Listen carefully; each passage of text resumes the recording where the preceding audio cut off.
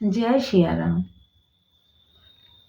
राधे राधे तो बोलना पड़ेगा, क्योंकि अब हम ब्रज धाम में प्रवेश करने जा रहे हैं। अब ब्रज धाम में हम कैसे पहुंचे, क्या जरिया था, किस कारण पहुंचे, इसके लिए थोड़ा सा हम आपको अपना थोड़ा परिचय देते हुए बताएंगे। मेरा नाम सुषमा शुक्ला प्रयागराज से, और मेरे पिताजी पुलिस इंस्पेक्टर हैं जो अब रिटायर हो चुके हैं। जाहिर आप लोग समझ गए होंगे, पिताजी पुलिस में है तो हमारा ट्रांसफ़र होता रहता है। एक यही कारण है, नहीं तो और ऐसा कोई कारण दूसरा नहीं है कि हम ब्रज धाम कैसे पहुँचे। मेरे पिताजी बहुत ही धार्मिक व्यक्ति हैं। पुलिस में होते हुए भी वो सिर्फ जो है धर्म, सत्संग, और जिस पुलिस स्टेशन में पोस्टिंग रहेगी वहाँ भी सत्संग ही चलता रहता था। मंदिर, भंडारा और कुछ न कुछ धार्मिक उत्सव होते रहते थे। मेरे पिताजी को सिर्फ एक बहाना चाहिए। अगर आपने कुछ कह दिया कि नवरात का व्रत रह रहे हैं, इसका उद्यापन, अच्छा चलो ठीक है, मैं ब्राह्मणों का भोजन करा देता हूँ, ये एक उनको एक बहाना चाहिए। सन 1982 की बात है। हम लोग एटा जिला में 8 साल रहे, और एटा आएगा तो पिताजी की इच्छा थी कि हम लोग प्रयागराज के हैं तो आसपास के ज़िले में कहीं ट्रांसफ़र हो जाए, मतलब जैसे बनारस, फतेहपुर, मिर्ज़ापुर वगैरह। तो हमारा घर आसपास रहेगा तो आने जाने में दिक्कत नहीं रहेगी। तो ये सोच के वो प्रयागराज आए हुए थे। कुछ सोर्स वगैरह उन्होंने लगाया और सोर्स लग भी गया, और यहाँ से जब वापस गए तो हम लोगों को पिताजी ने बताया कि हम सोर्स लग गया है, बहुत जल्दी हम लोग का ट्रांसफ़र या बनारस होगा या फतेहपुर या मिर्ज़ापुर। रात को हम और मम्मी आंगन में लेटे हुए थे तो मम्मी ने हमसे एक बात कही, बोली सुषमा, अब हम लोगों का यहाँ से ट्रांसफ़र हो जाएगा, यहाँ से हम लोग दूर चले जाएंगे, और मथुरा बहुत पास में है यहाँ से, 100-125 किलोमीटर। 8 साल रहकर हम लोग नहीं जा पाए, तो अब हम उतनी दूर से कभी क्या मथुरा नगरी आएंगे, क्या घूमने कभी आएंगे। वृंदावन देखने की बहुत इच्छा थी। और ऐसा वो कह के रुआसी हो गई थी, उनका गला जो है रुंध गया था। हम भी बोले हाँ मम्मी सही कह रही है, कहाँ हम लोग अब आ पाएंगे। और ये कहकर बात ख़त्म हो गई, और मन में ये था कि अब तो ट्रांसफ़र हो जाएगा, यहाँ से चले ही जाएंगे। लेकिन जब 1 महीने के बाद खबर आई तो वो ट्रांसफ़र हमारा मथुरा का ही था। आप सोचिए कि कितनी खुशी की बात थी। मम्मी तो खुशी से रोने ही लगी, उनको लगा कि घूमने की बात कर रहे थे, अब तो राधे जी ने और कृष्णा जी ने जो है बुला लिया। अच्छा, हम लोगों को इतना राधे जी का महत्व नहीं पता था कि मथुरा नगरी में सब लोग राधे ही राधे बोलते हैं। गिरिराज जी का भी इतना महत्व नहीं मालूम था परिक्रमा का। ये जानते थे कि कृष्ण भगवान ने उंगली पे अपने गोवर्धन पर्वत उठा के ब्रजवासियों को बचाया था। इससे ज़्यादा कोई हमको वहाँ का महत्व नहीं मालूम था, और इतना पता था कि वृंदावन है जहाँ रास लीला हुई कृष्ण भगवान। हम लोग मथुरा आ गए। मथुरा में भी जो है पिताजी को नरहौली थाना इंचार्ज मिला, वहीं पे हम लोगों को सरकारी मकान मिला। हम लोग 3-4 महीना वहाँ थे। फिर पिताजी का ट्रांसफ़र कोसी कला हो गया।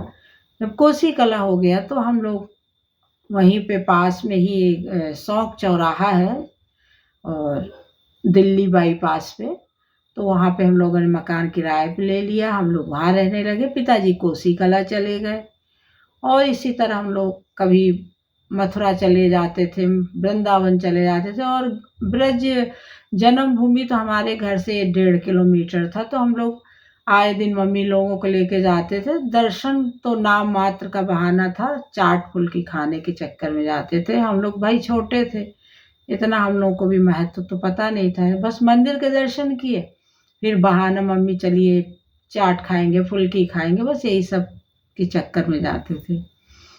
उसके बाद एक बार हम लोग गोवर्धन गए। तो गोवर्धन गए तो वहाँ पर तब पता चला कि यहाँ गिरिराज जी की परिक्रमा लगती है 7 कोस की, और करीब 23-24 किलोमीटर की परिक्रमा है नंगे पाँव पैदल। तो मम्मी की बड़ी इच्छा हुई कि अगर यहाँ गिरिराज जी में भगवान पापा को मतलब पिताजी को बुला लेते, यहाँ ट्रांसफ़र हो जाता तो मैं डेली परिक्रमा लगाती। और उन्होंने गिरिराज जी से ये मन में प्रार्थना की और गिरिराज जी ने सुन लिया। पापा थानाध्यक्ष गोवर्धन में आ गए और फिर यहाँ से हम लोगों की ज़िंदगी की जो असली शुरुआत, स्वर्ण अच्छा समय, बहुत अच्छा समय। और यहाँ हम लोगों ने 1 साल बिताया। 1 साल में हम लोगों के साथ बहुत कुछ देखने को घटनाएं, और ईश्वर के प्रति जो वहाँ संत दर्शन, संत मिलन, सबसे जीवन का सबसे मेरा जो है जो अनुभव रहा वो संत मिलन। और संत में नाम लूँगी ब्रज के जान, ब्रज के असली संत पंडित गया प्रसाद जी। उनके सानिध्य में हम लोगों ने 1 साल बिताया। पंडित गया प्रसाद जी उड़िया बाबा के शिष्य हैं और बहुत पहुँचे हुए संत वहाँ, क्योंकि वो ब्रज उनका संकल्प था कि हम ब्रज छोड़ के नहीं जाएंगे। अब जिस समय वो वहाँ थे, लक्ष्मी नारायण मंदिर जो बिल्कुल पुलिस थाने के जस्ट दीवार से ही बगल में मंदिर है, वो धर्मशाला, उसी एक कमरे में वो रहते थे। और पिताजी तो जहाँ भी जाते थे तो जिस थाने में पोस्टिंग रहती थी वहाँ कहीं भी दूर दराज उस इलाके में भी कोई भी संत हो तो उनसे बच नहीं पाता था। उनके नज़रों से वो ढूंढ कर उनके दर्शन करना, उनको घर में बुलाना, ये सब पिताजी का हमेशा रहा। और इतने बड़े संत, वो भी थाने के बगल में, तो पिताजी की तो क्या बात थी। जो है पिताजी ने तो लग ही नहीं रहा था कि पिताजी नौकरी कर रहे हैं पुलिस की। पिताजी बस संत दर्शन में सुबह शाम का नियमित हमारा पूरे परिवार का था। गिरिराज जी के दर्शन, गिरिराज जी को सुबह जल चढ़ाना, फिर पंडित जी के पास आना, पंडित जी के दर्शन करना, पंडित जी की नित्य क्रियाएं, उनको पिताजी भोजन कराते थे। वहाँ एक चबूतरा था जहाँ हम बैठते थे, क्योंकि हमारी शादी हो गई थी और तो इसलिए वो शादीशुदा स्त्रियों वहाँ पे अंदर जाना वर्जित था। मेरे 2 भाई थे और एक छोटी बहन थी, ये लोग वहाँ जाते थे। पिताजी अपने हाथों से उनको प्रसादी मतलब उनको भोजन अपने हाथ से खिलाते थे। और भोजन में एक आधी रोटी और मिक्स सब्जी, न कोई तेल न मसाला, और पिताजी खुद खाते थे। बाद में पिताजी उसी प्रसादी को खुद भी पाते थे। कभी कभी हम हाथ भी नहीं धोते थे, घर आते थे और हम लोगों को भी थोड़ा बहुत प्रसादी मिल जाती थी। इस तरह हमने वहाँ 1 साल बिताया। और यहाँ पे पंडित जी की बहुत चीज़ें हैं जो मैं आपको बताऊंगी। और जो मेरी माँ है जिन्होंने परिक्रमा लगाई, 1 साल में उन्होंने 150 के ऊपर परिक्रमा लगाई। और जब 108 परिक्रमा हो गई थी तो पंडित जी गया प्रसाद जी के ही कहने से वहाँ एक बहुत बड़ा पिताजी ने भंडारा करवाया। उस भंडारे में पंडित जी ने भी प्रसादी ली, जबकि वो उनका रिकॉर्ड था, जो उनके शिष्य थे वो कहते थे वो कभी पुलिस वालों का प्रसादी नहीं लेते थे, लेकिन दरोगा जी आपकी उन्होंने प्रसादी लिया। और जो कभी कोई नियम नहीं तोड़ते थे पिताजी, जो पंडित गया प्रसाद जी। और एक बार उन्होंने पिताजी के लिए नियम तोड़ा। एक बार राजीव गांधी उनको दर्शन करने आए और समय उनका वो पूरा हो गया था, अपने रूम में जा चुके थे और पंडित जी को संदेशा दिया भी गया था, लेकिन पंडित जी बाहर नहीं आए। और एक बार वो पिताजी के लिए उन्होंने इस नियम को तोड़ा। हम आगे वीडियो में आपको ज़रूर बताएंगे। तो इस तरह हम लोग ब्रजधाम पहुँच गए और बहुत चीज़ें आपको हम बताएंगे। ईश्वर राधे राधे।